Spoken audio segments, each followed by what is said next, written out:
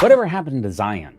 Early Mormonism wasn't just about personal righteousness. It was about building something bold. A literal Zion, a holy city, a heaven on earth. Joseph Smith taught that the saints were supposed to prepare the world for the second coming by creating a society of total unity, equality, and righteousness. A place so pure that, like Enoch City, it could be lifted up to heaven. You know, a place where there were no poor among them. The Book of Mormon tells of a people who had all things in common. No rich, no poor, just peace, justice, and a shared purpose. That wasn't a metaphor. That was the goal. That was the mission. The Law of Consecration, the United Order, Zion and Missouri. These weren't just spiritual metaphors. They were concrete attempts to build a radical alternative society, one where everyone gave according to their abilities and no one was left behind. So what happened to all of it anyway? Fast forward to today, and Zion has been replaced with vague slogans.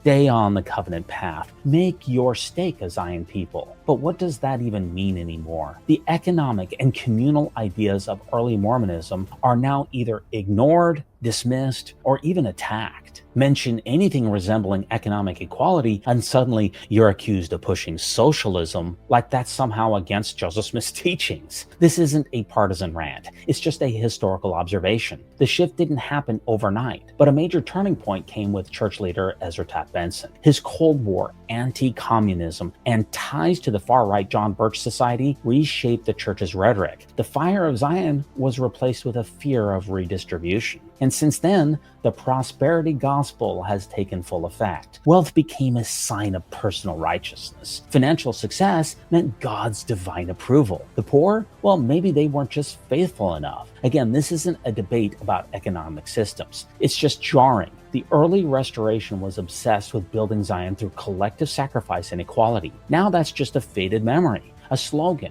a brand. Look, I'm not saying that we need to live in communes. I'm just asking, where did the vision go? Where's the urgency, the sacrifice, the boldness? Early Mormonism was revolutionary. It aimed to upend the world's systems and create something divine. But now we sit in our chapels, repeat safe phrases, and call it Zion. But Zion used to mean something. Now it's just a marketing term.